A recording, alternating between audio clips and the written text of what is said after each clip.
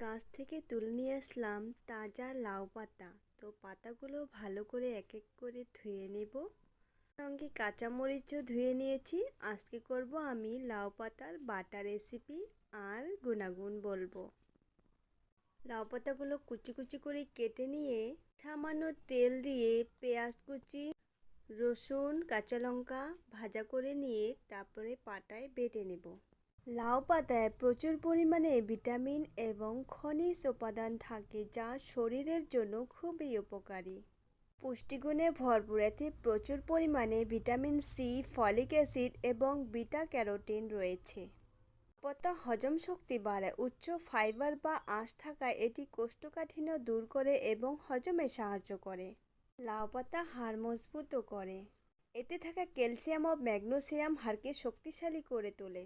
যারা ওজন কমাতে চান তারা লাউ পাতা খেতে পারেন। আজকের খাবারটা খুবই সুস্বাদু।